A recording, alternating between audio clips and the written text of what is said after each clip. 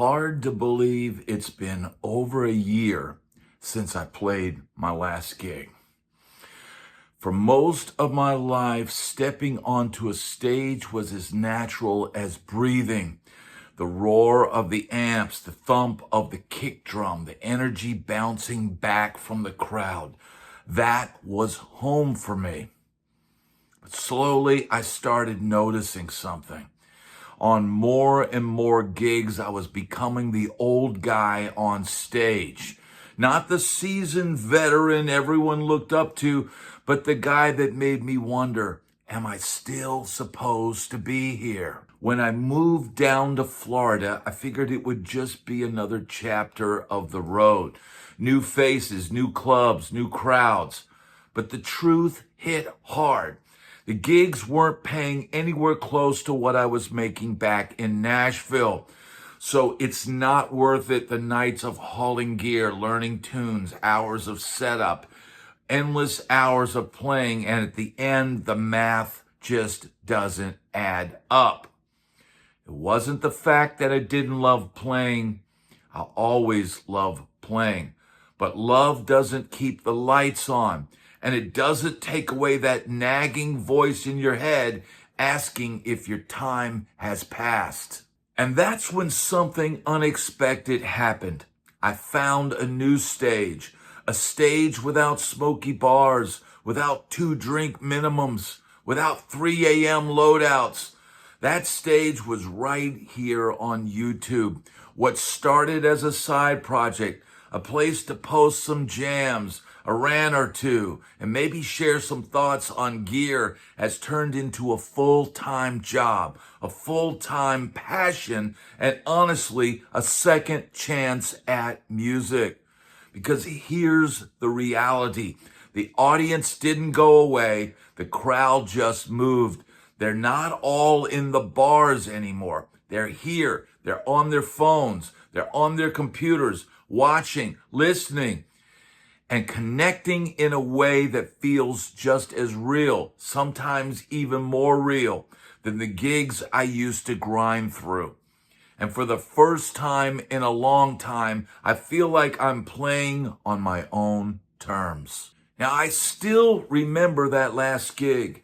It was very surreal, right? And it was a wedding, but it was very hot outside, extremely hot Tennessee summer night. I believe it was in June.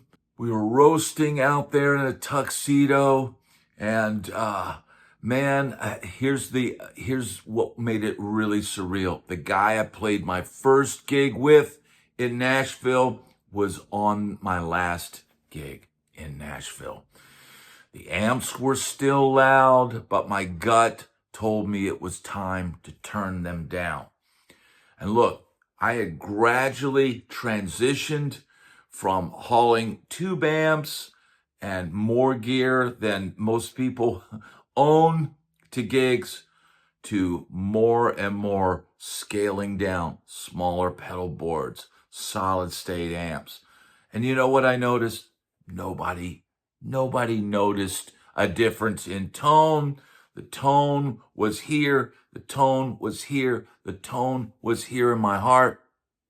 And if I was on the gig, that's all that really mattered. Gear never really mattered, even though for many, many years, I was focused on that. I was focused on getting tones. I was focused on pedals. I was focused on tube amps.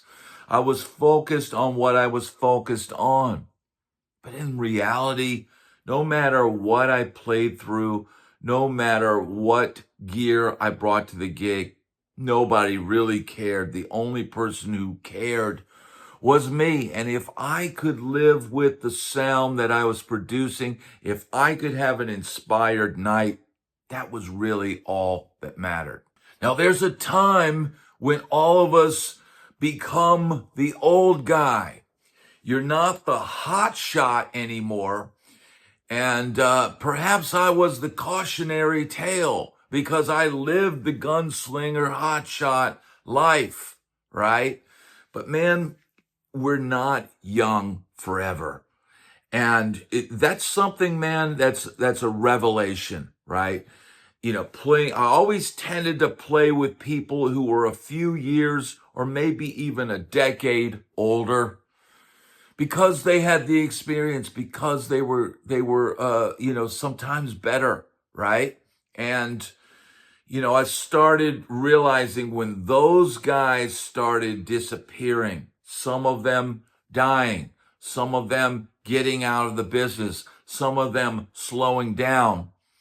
And now all of a sudden, I'm being shuffled into playing with younger players who maybe have a different mindset than I do, and starting to realize I don't want to play the same clubs that I played when I was 20. I don't want to play the same clubs that I played when I was 30. I don't want to play the same clubs that I played when I was 40. Now I'm 50 years old and my priorities are different, right? And I don't want to put myself in an environment that I used to love being in. And that revelation came to me, at a certain point when there was a club that I absolutely loved to play, and it would always be packed with people, and the beers would be flowing and all of that. And it just became a point where the volume was too loud, even for my ears. The madness and chaos of loadout and the dealing with the people who'd had too much to drink and all that, it just wasn't fun anymore. So I can remember fulfilling dates that we had booked on the books, even though our band leader had basically had a stroke and was no longer able to book that place. But we had dates on the books, and so we finished out those dates. And the last night, the owner kind of didn't treat us that well, and had a real bad attitude towards us. And I'm like, our band leader's died, or not died, but had a stroke, is gone, and now we're fulfilling the contract. And you know what? I had the door girl say, "Oh, you're amazing. You guys are great," and all this. I said, this was probably my last night in this club. I will probably not play here again.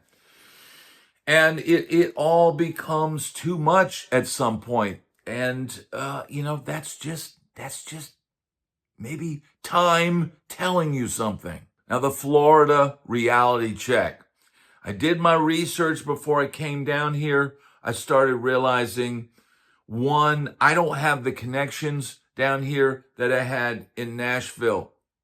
Could always count on some work coming in each month in Nashville, and my pay had gone up because I did have the experience. I did have the reputation of being reliable. And that was a good thing. But coming down here for the same songs, half the pay and twice the headache, that was just not going to be an option for me anymore. And look, holding fast to not lowering my standards. Many musicians, and look, I'm not slighting you if you just take whatever gigs you can get. I totally get it. I did it for many, many decades. But for me, now I set a very high price. And if people want to pay me that price, then maybe I'll go play live gigs, right? Maybe there'll be a situation where I will get back on a stage at some point, right? I keep my chops up in anticipation of that one day happening. But I am not going to lower my standards and go play Skinner tunes and Florida Georgia Line and whatnot for half the pay. That's just not going to happen. And I think it's important for all musicians to set boundaries, economic boundaries. Now, the economics of the stage. Passion doesn't pay rent, and applause doesn't buy groceries. And while it's nice to hear, the roar of the crowd and have people smiling and enjoying your music and dancing and all that, none of that pays the bills. So transitioning to YouTube, transitioning to finding a new audience out there, on this format has been a necessity. And I'll tell you what, the reality is this. I work harder now on this YouTube channel than I ever did playing. Yes, playing was physical work, but as far as the amount of time poured into this channel and keeping it going and monitoring it on a daily basis and editing videos and shooting playing clips and doing demos and going live and all that, I spend way more time doing this, but I feel like this is a path of longevity for me. If I was still out playing in bars, I would start feeling like, man, it's going to be last call soon. And by last call, I mean last call of me being able to do this kind of work. Now, realizing at some point that YouTube, it turns out that the biggest stage in the world fits in your pocket. And, many people that watch this channel watch right on their phone.